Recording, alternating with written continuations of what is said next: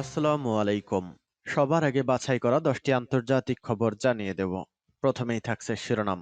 তবে তার আগে অনুরোধ থাকবে ভিডিওটিতে একটি লাইক দিবেন।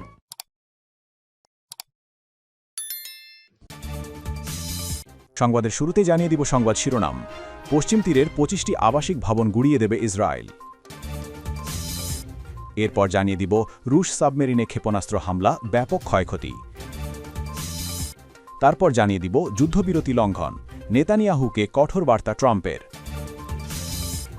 আরও জানিয়ে দিব বিশ্বজুড়ে বিশৃঙ্খলা, সবচেয়ে ঝুঁকিতে গাজা ও সুদান। এবং সর্বশেষ শিরোনাম, পরমাণু বিজ্ঞানে নতুন 3টি সাফল্য পেল ইরান। পশ্চিম তীরের 25টি আবাসিক ভবন গুঁড়িয়ে দেবে ইসরায়েল। অধিকৃত পশ্চিম তীরের নূর শামস শরণার্থী শিবিরে 25টি আবাসিক ভবন গুঁড়িয়ে দেবে দখলদার ইসরায়েলি সেনাবাহিনী। স্থানীয় কর্তৃপক্ষের বরাতে সোমবার 15 ডিসেম্বর এক প্রতিবেদনে এ তথ্য জানিয়েছে কাতার ভিত্তিক সংবাদ মাধ্যম আল জাজিরা। নূর শামস যে তুলকারেন গভর্নরেটের আওতায় পড়ে, সেই অঞ্চলের গভর্নর আবদাল্লাহ কামিল সোমবার এএফপি সংবাদ সংস্থাকে জানান, ইসরায়েলি প্রতিরক্ষা মন্ত্রণালয়ের সংস্থা কোগাট তাকে এ বিষয়ে অবহিত করেছে। এদিকে নূর শামসের কাছের তুলকারেম শিবিরের জনপ্রতিনিধি কমিটির প্রধান ফায়সাল সালামা বলেন, এই ভাঙচুরের আদেশে অন্তত 100টি পরিবারের ঘরবাড়ি ক্ষতিগ্রস্ত হবে। ইসরায়েল চলতি বছরের জানুয়ারি মাসে অধিকৃত পশ্চিম তীরে অপারেশন আয়রন ওয়াল শুরু করে। তাদের দাবি, উত্তর পশ্চিম তীরের শরণার্থী শিবিরগুলোতে সক্রিয় সশস্ত্র গোষ্ঠীগুলোর বিরুদ্ধে অভিযান চালানোই এই অভিযানের লক্ষ্য। তবে মানবাধিকার সংগঠনগুলো সতর্ক করে বলেছে, গাজায় ফিলিস্তিনি জনগণের বিরুদ্ধে চালানো গণহত্যামূলক যুদ্ধে যে কৌশলগুলো ব্যবহার করা হয়েছিল, সেগুলোর অনেকটাই এখন অধিকৃত পশ্চিম তীরে ভূখণ্ড দখল ও নিয়ন্ত্রণ প্রতিষ্ঠার জন্য প্রয়োগ করছে ইসরায়েল। পশ্চিম তীরের রামাল্লা থেকে আল জাজিরার সাংবাদিক নূর ওদেহ বলেন, এটি প্রায় 1 বছর ধরে চলা একটি বৃহত্তর অভিযানের অংশ। এই সময়ে 3টি শরণার্থী শিবিরকে লক্ষ্য করে প্রায় 1500 ঘরবাড়ি ধ্বংস বা ক্ষতিগ্রস্ত করা হয়েছে এবং জোরপূর্বক বাস্তুচ্যুত করা হয়েছে প্রায় 32,000 ফিলিস্তিনিকে। তার ভাষ্য অনুযায়ী ফিলিস্তিনি জনগণ এবং মানবাধিকার সংস্থাগুলোর দাবি, এই ধ্বংসযজ্ঞের উদ্দেশ্য ফিলিস্তিনিদের ঘেরাটোপে বন্দী করে রাখা এবং পশ্চিম তীরের ভৌগোলিক বাস্তবতা পরিবর্তন করা। সোমবার নূর শামসের বাস্তুচ্যুত একদল বাসিন্দা সাজোয়া ইসরায়েলি সামরিক যান দিয়ে শিবিরে প্রবেশের পথ বন্ধ করে রাখার প্রতিবাদে বিক্ষোভ করেন। তারা ধ্বংসের আদেশ প্রত্যাহারের দাবি জানান এবং নিজ নিজ ঘরে ফেরার অধিকার দাবি করেন। এদিকে ফিলিস্তিনি জাতীয় পরিষদের প্রধান রুহি ফাত্তুহ বলেন, ইসরায়েলের এই নির্দেশনা জাতিগত নির্মূলন এবং ধারাবাহিক জোরপূর্বক বাস্তুচ্যুতকরণের অংশ। রুশ সাবমেরিনে ক্ষেপণাস্ত্র হামলা, ব্যাপক ক্ষয়ক্ষতি। রাশিয়ার একটি সাবমেরিনে হামলার দাবি করেছে ইউক্রেন। দেশটির নোভোরোসিস্ক বন্দরে নোঙর করা একটি রুশ সাবমেরিনে এই হামলা চালানো হয়। এতে সাবমেরিনটির ব্যাপক ক্ষয়ক্ষতি হয়েছে। মঙ্গলবার 16 ডিসেম্বর আল জাজিরার এক প্রতিবেদনে এ তথ্য জানানো হয়েছে। ইউক্রেন দাবি করেছে, তারা রাশিয়ার নোভোরোসিস্ক বন্দরে নোঙর করা একটি রুশ সাবমেরিনে সফলভাবে আঘাত এনেছে। ইউক্রেনের অভ্যন্তরীণ নিরাপত্তা সংস্থা এসবিইউ জানিয়েছে, পানির নিচে চলাচলকারী সি বেবি নামের নৌ ড্রোন ব্যবহার করে এই হামলা চালানো হয়, যার ফলে সাবমেরিনটি গুরুতরভাবে ক্ষতিগ্রস্ত হয়েছে। এসবিইউ এর একটি হালনাগাদ বিবৃতিতে বলা হয়েছে, এটি তাদের একটি অনন্য বিশেষ অভিযান। হামলার লক্ষ্য ছিল একটি সাবমেরিন, যা ইউক্রেনের ভূখণ্ডে হামলার জন্য ব্যবহৃত কালিব্র ক্রুজ ক্ষেপণাস্ত্র বহনে সক্ষম ছিল। এসবিইউ এর দাবি, সাবমেরিনটি এতটাই ক্ষতিগ্রস্ত হয়েছে যে সেটি কার্যত অচল হয়ে পড়েছে। তবে এই দাবি সম্পর্কে রাশিয়ার পক্ষ থেকে তাৎক্ষণিক কোনো মন্তব্য পাওয়া যায়নি। এই ঘোষণার সময়ই বার্লিনে যুক্তরাষ্ট্র, ইউরোপীয় ইউনিয়ন ও ইউক্রেনের কর্মকর্তাদের মধ্যে কূটনৈতিক আলোচনা চলছিল। আলোচনায় যুক্তরাষ্ট্রের প্রস্তাবিত যুদ্ধ অবসান পরিকল্পনা নিয়ে মতবিনিময় হয়।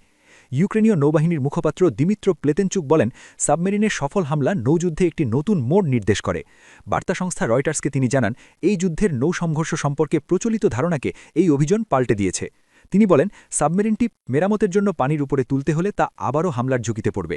প্লেতেনচুকের দাবি অনুযায়ী নোভোরোসিস অবস্থানরত রাশিয়ার 4টি সাবমেরিনের মধ্যে একটি এখন অকার্যকর হয়ে গেছে, যার মধ্যে 3টি কালিব্র ক্ষেপণাস্ত্র বহনের সক্ষম। যুদ্ধবিরতি লঙ্ঘন, নেতানিয়াহুকে কঠোর বার্তা ট্রাম্পের। ফিলিস্তিনের গাজায় হামাসের সামরিক শাখার উপপ্রধান রায়েদ সাদসহ 4 জনকে হত্যা ও যুদ্ধবিরতি লঙ্ঘন নিয়ে প্রতিক্রিয়া জানিয়েছে যুক্তরাষ্ট্র প্রশাসন।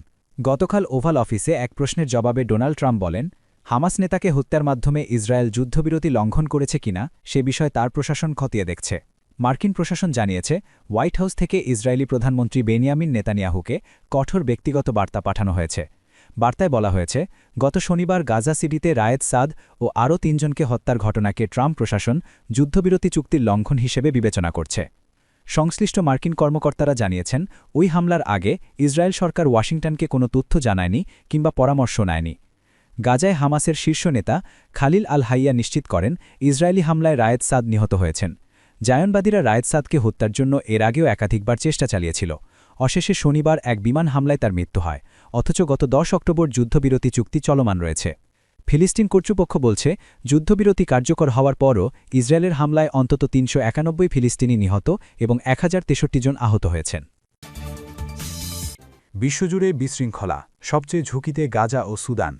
বিশ্বব্যাপী ক্রমবর্ধমান বিশৃঙ্খলা মানবিক সংকটকে আরও জটিল করে তুলছে, বিশেষ করে সুদান ও ফিলিস্তিন সবচেয়ে বেশি ঝুঁকিতে। সংকটপূর্ণ অঞ্চল নিয়ে কর্মরত আন্তর্জাতিক সংস্থা ইন্টারন্যাশনাল রেস্কিউ কমিটি আইআরসি জানিয়েছে, তহবিল সংকট ও রাজনৈতিক জটিলতার কারণে ২০২৬ সাল মানবিক ক্ষেত্রে সবচেয়ে বিপজ্জনক বছর হতে পারে। মঙ্গলবার প্রকাশিত জরুরি ওয়াচলিস্টটির ২০২৬ সংস্করণে আইআরসি জানিয়েছে, ক্রমেই বিশ্বজুড়ে মানবিক সংকট বাড়ছে, কিন্তু সহায়তা তহবিল কমছে। এটি নির্দেশ করছে, সামনে একটি নতুন বৈশ্বিক বিশৃঙ্খলা আসছে। সংগঠনটির প্রেসিডেন্ট ডেভিড মিলিব্যান্ড বলেন, একটি বিশৃঙ্খলা আরও বিশৃঙ্খলা সৃষ্টি করছে। এই বছরের ওয়াচলিস্ট শুধু বিপর্যস্ত পরিস্থিতির নির্দেশক নয়, বরং একটি সতর্কবার্তা। এ বিষয়ে ক্ষমতাশীল দেশগুলোর জরুরি পদক্ষেপ ছাড়া ২০২৬ সাল হতে পারে সবচেয়ে বিপজ্জনক একটি বছর। প্রতিবেদনটি বলছে, এই সংকটের পেছনে রয়েছে বর্ধিত ভূ-রাজনৈতিক প্রতিযোগিতা, পরিবর্তিত জোট ও চুক্তি, যা বিশ্বের দুর্বল জনগোষ্ঠীর জন্য সহায়তার পরিমাণও কমিয়ে দিচ্ছে। প্রতিবেদনে আরও বলা হয়েছে, জাতিসংঘ নিরাপত্তা পরিষদের সিদ্ধান্তে ভেটো প্রদানের পরিমাণ বৃদ্ধি পাওয়া সুদান ও ফিলিস্তিনে কার্যকর পদক্ষেপ গ্রহণে বিলম্বিত করেছে। উদাহরণ হিসেবে, সুদানে যুদ্ধবিরতি স্থাপনে রাশিয়ার বাধা এবং গাজায় চলমান যুদ্ধবিরতির আগে যুক্তরাষ্ট্রের বারবার ভেটো দেওয়ার কথা উল্লেখ করা হয়েছে। প্রতিবেদনে বলা হয়, নজরদারির তালিকায় মোট ২০টি দেশ রয়েছে, যার মধ্যে দক্ষিণ সুদান, ইথিওপিয়া, হাইতি, মিয়ানমার ও কঙ্গোও রয়েছে, যেখানে বিশ্বের জনসংখ্যার মাত্র ১২% বসবাস করে। কিন্তু বিশ্বজুড়ে প্রায় ৩০ কোটি মানুষের মানবিক সাহায্য প্রয়োজন, যার ৮৯%ই রয়েছে এই দেশগুলোতে। প্রতিবেদনটি সংকটের মাত্রা তুলে ধরে বলছে, বর্তমানে ১১,১৭,০০,০০০ মানুষ জোরপূর্বক বাস্তুচ্যুত হয়েছেন, ৪০ কোটি মানুষ চরম ক্ষুধা বা প্রাণনাশী খাদ্য সংকটের মুখোমুখি। তবুও মানবিক সাহায্য তহবিল ৫০% কমে গেছে, যার ফলে মানবিক সাহায্য প্রদানকারীরা প্রয়োজন অনুযায়ী সাহায্য বিতরণ করতে পারছে না। পরমাণু বিজ্ঞানে নতুন ৩টি সাফল্য পেল ইরান। ইরান পরমাণু বিজ্ঞানে নতুন ৩টি বড় সাফল্য সামনে আনেছে। চিকিৎসা ও গবেষণা খাতে ব্যবহারযোগ্য এসব উদ্ভাবনের পাশাপাশি দেশটি আনুষ্ঠানিকভাবে চালু করেছে জাতীয় পারমাণবিক নেটওয়ার্ক। সোমবার সকালে তেহরান আন্তর্জাতিক প্রদর্শনী কেন্দ্রে আয়োজিত এক অনুষ্ঠানে এসব অর্জনের কথা জানানো হয়। অনুষ্ঠানে উপস্থিত ছিলেন ইরানের ভাইস প্রেসিডেন্ট মোহাম্মদ রেজা আরেফ এবং ইরান পারমাণবিক শক্তি সংস্থার AEOI এর প্রধান মোহাম্মদ ইসলামি।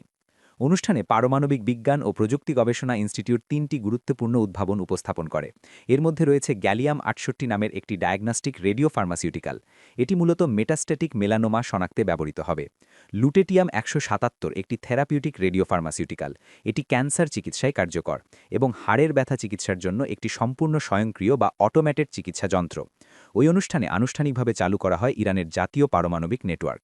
ইরান সরকার জানিয়েছে, এই নেটওয়ার্কের লক্ষ্য দেশটির পারমাণবিক গবেষণার সক্ষমতা বাড়ানো এবং সংশ্লিষ্ট প্রতিষ্ঠানগুলোর মধ্যে সহযোগিতা বৃদ্ধি করা। পারমাণবিক শক্তি সংস্থার প্রধান মোহাম্মদ ইসলামি জানান, উদ্ভাবন ও গবেষণার ধারণাকে দ্রুত বাস্তব পণ্যে রূপান্তর করাই এখন সংস্থার একমাত্র অগ্রাধিকার। তিনি বলেন, ২০২৩ সালে একই প্রদর্শনীতে ইরান ৫০টি রেডিও ফার্মাসিউটিক্যাল উৎপাদনের ঘোষণা দিয়েছিল। বর্তমানে সেই সংখ্যা বেড়ে দাঁড়িয়েছে ৭০টিতে এবং আরও ২০টি রেডিও ফার্মাসিউটিক্যাল গবেষণাধীন পর্যায়ে রয়েছে। বিশ্লেষকদের মতে, ইরানের চিকিৎসা বিজ্ঞান ও পারমাণবিক গবেষণায় দেশটির সক্ষমতা আরও সুসংহত করবে এসব অগ্রগতি।